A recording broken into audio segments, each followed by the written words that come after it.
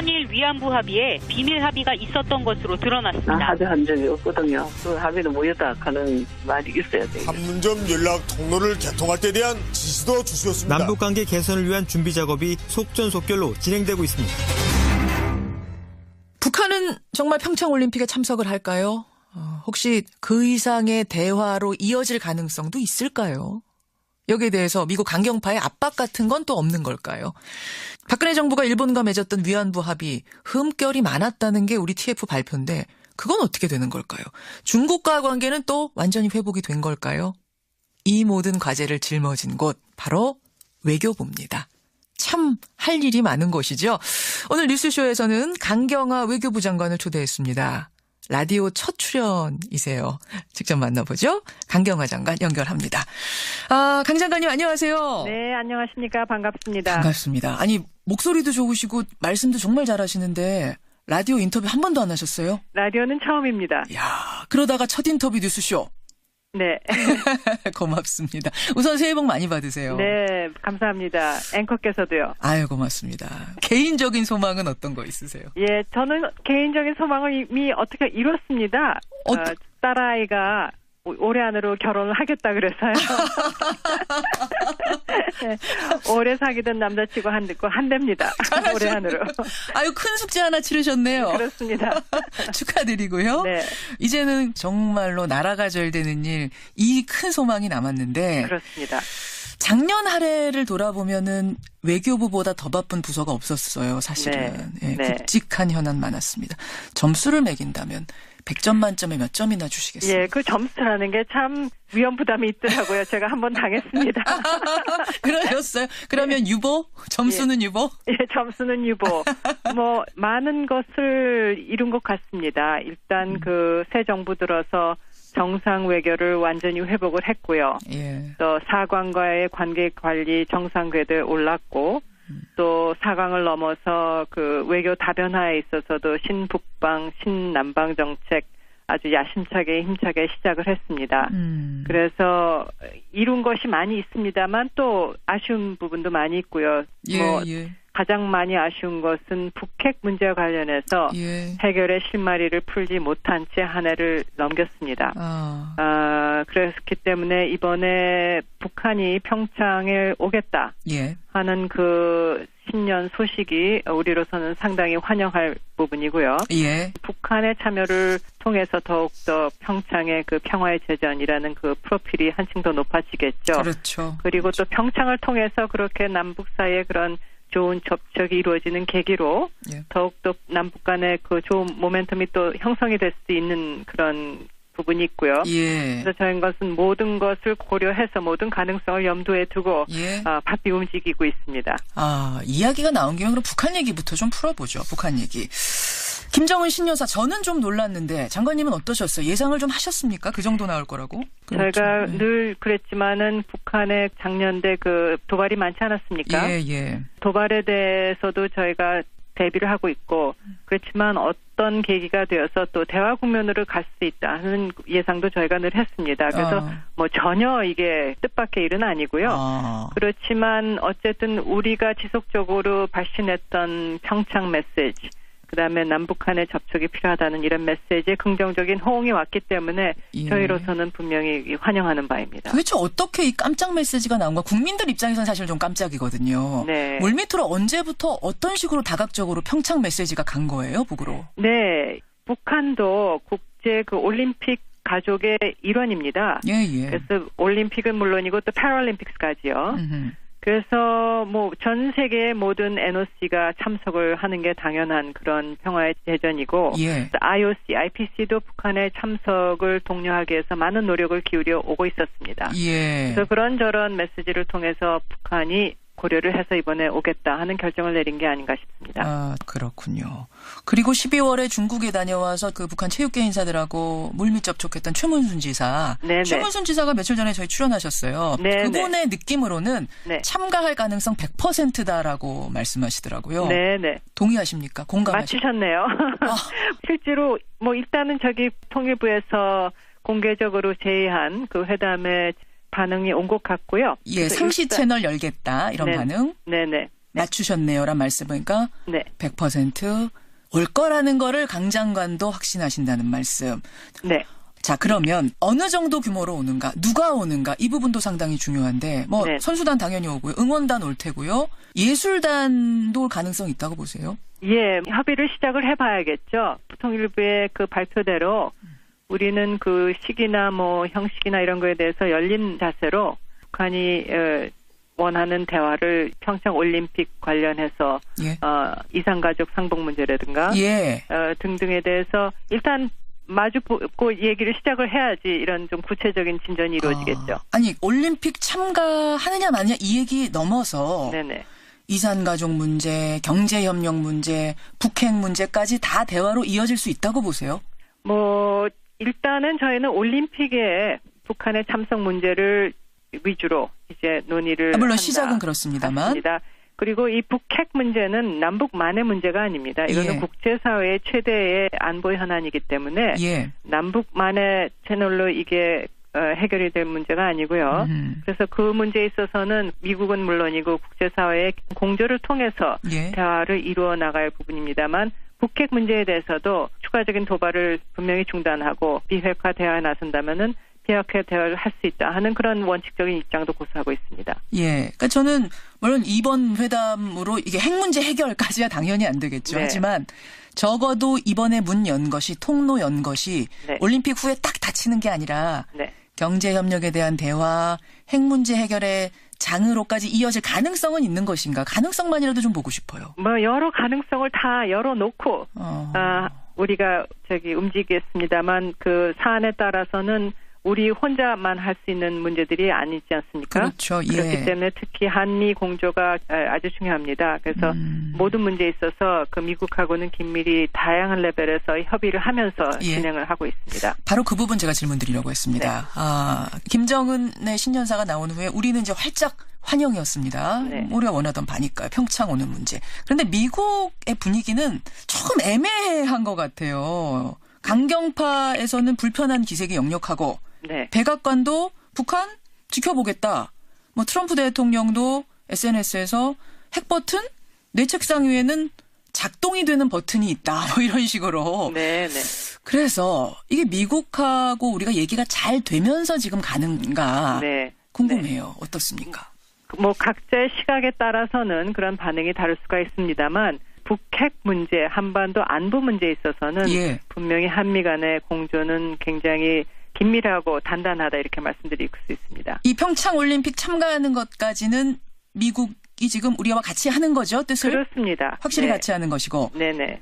그 이상으로 나아가서 뭐 이산가족 상봉이라든지 경제협력에 대한 대화라든지 이런 것까지 계속 이어지긴 우리는 바라는데 이 네. 부분에 대해서도 미국이 오케이입니까? 인도주의 문제, 이산가족 문제에 있어서는 미국도 충분히 이해를 한다고 생각하고요. 경제협력 문제에 있어서는 예. 아시겠지만 지금 북한이 그 북핵 미사일 문제로 인해서 상당히 센 제재 틀이 지금 걸린 상황 아닙니까? 그렇죠. 뭐 안보리 제재도 물론이고 미국으로서는 그 미국의 일방적인 제재 틀도 있기 때문에 예. 그런 틀 내에서 뭐가 가능한지 또 뭐가 해서는 안 된지 이런 논의들이 앞으로 좀 있어야 될 것 같습니다. 만약에 그런 의제로서 논의를 한다 그러면요. 예, 예.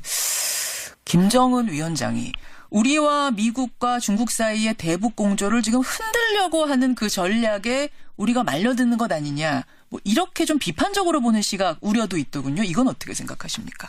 그 의도에 대해서는 여러 가지 분석이 있을 수 있습니다. 우리도 나름대로 뭐 다양한 의도 분석도 하고 있고요. 정부 차원에서도 외교부도 분석을 하고 통일부, 뭐 국방부 다 다양한 그런 의견을 취합하고 있습니다만 예. 대외적인 메시지, 그거는 우리가 제의했던 메시지 아닙니까? 그렇죠. 평창에 온다 하는 그런 메시지는. 예. 그렇기 때문에 그 대외적인 메시지는 그것대로 우리가 적극 호응해야 한다 하는 뜻에서 이제 환영을 하고 이제 대화에 나설 준비를 하고 있습니다.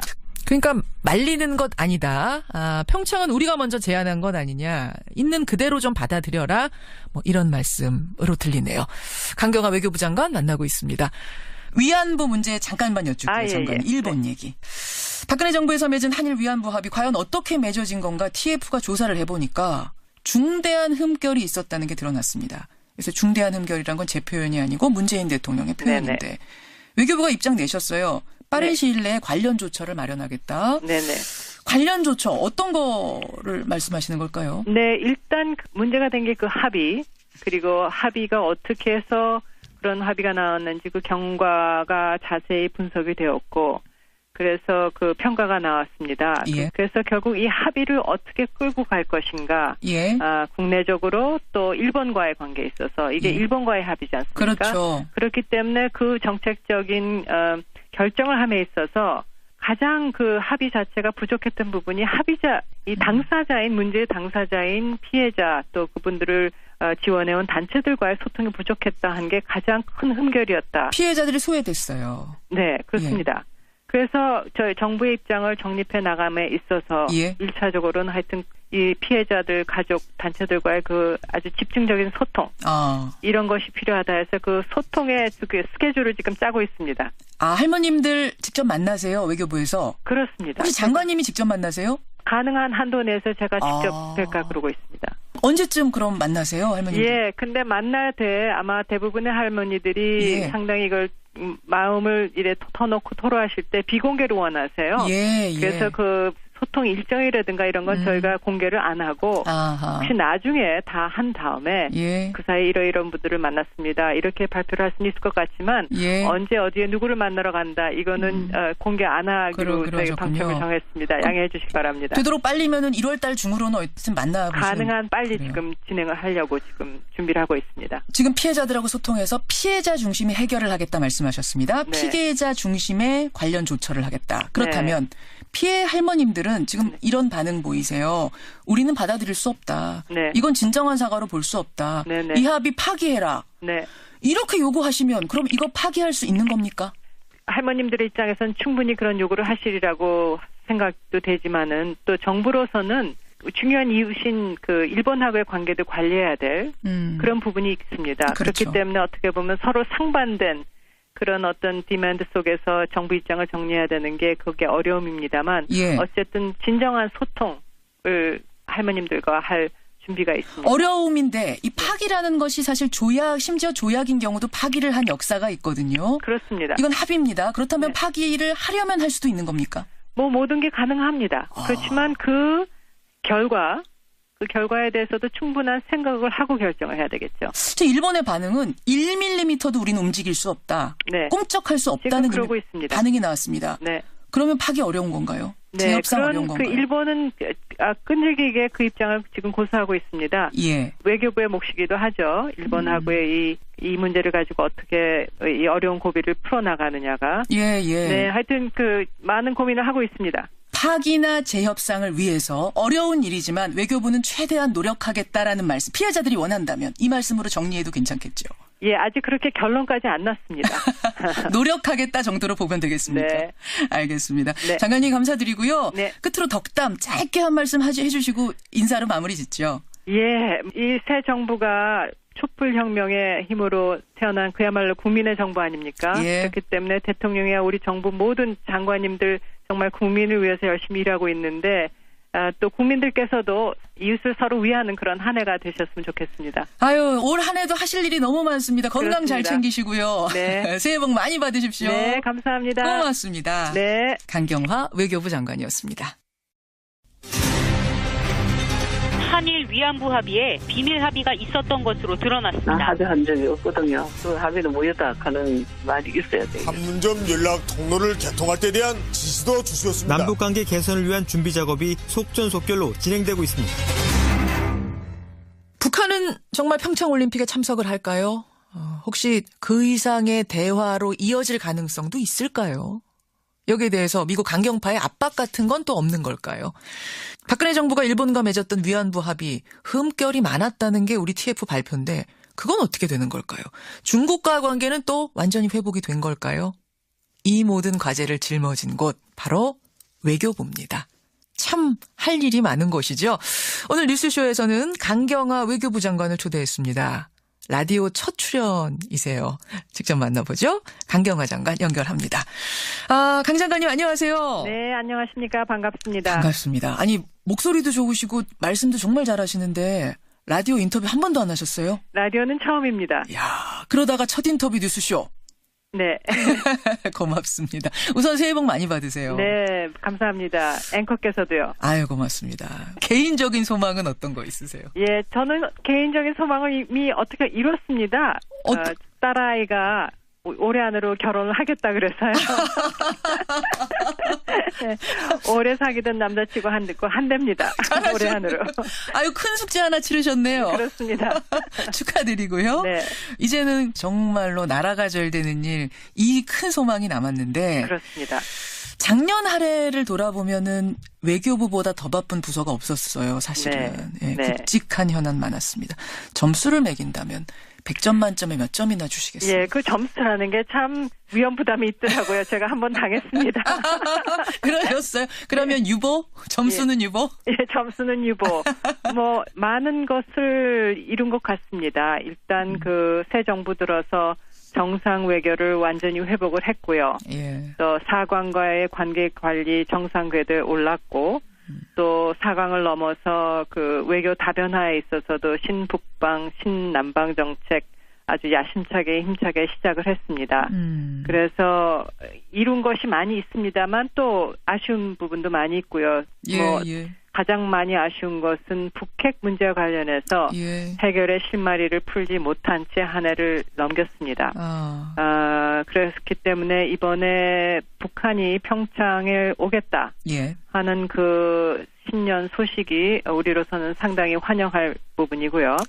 북한의 참여를 통해서 더욱더 평창의 그 평화의 재전이라는 그 프로필이 한층 더 높아지겠죠. 그렇죠. 그리고 또 평창을 통해서 그렇게 남북 사이에 그런 좋은 접촉이 이루어지는 계기로 더욱더 남북 간의 그 좋은 모멘텀이 또 형성이 될 수 있는 그런 부분이 있고요. 그래서 저희는 것은 모든 것을 고려해서 모든 가능성을 염두에 두고 바삐 움직이고 있습니다. 이야기가 나온 김에 그럼 북한 얘기부터 좀 풀어보죠. 북한 얘기. 김정은 신여사 저는 좀 놀랐는데 장관님은 어떠셨어요? 예상을 좀 하셨습니까? 그 정도 나올 거라고? 저희가 늘 그랬지만은 북한의 작년에 그 도발이 많지 않았습니까? 도발에 대해서도 저희가 대비를 하고 있고 그렇지만 어떤 계기가 되어서 또 대화 국면으로 갈 수 있다 하는 예상도 저희가 늘 했습니다. 그래서 뭐 전혀 이게 뜻밖의 일은 아니고요. 그렇지만 어쨌든 우리가 지속적으로 발신했던 평창 메시지 그다음에 남북 간의 접촉이 필요하다는 이런 메시지에 긍정적인 호응이 왔기 때문에 저희로서는 분명히 환영하는 바입니다. 도대체 어떻게 이 깜짝 메시지가 나온 거야? 국민들 입장에서는 사실 좀 깜짝이거든요. 물밑으로 언제부터 어떤 식으로 다각적으로 평창 메시지가 간 거예요, 북으로? 네. 북한도 국제 그 올림픽 가족의 일원입니다. 그래서 올림픽은 물론이고 또 패럴림픽스까지요. 그래서 뭐 전 세계의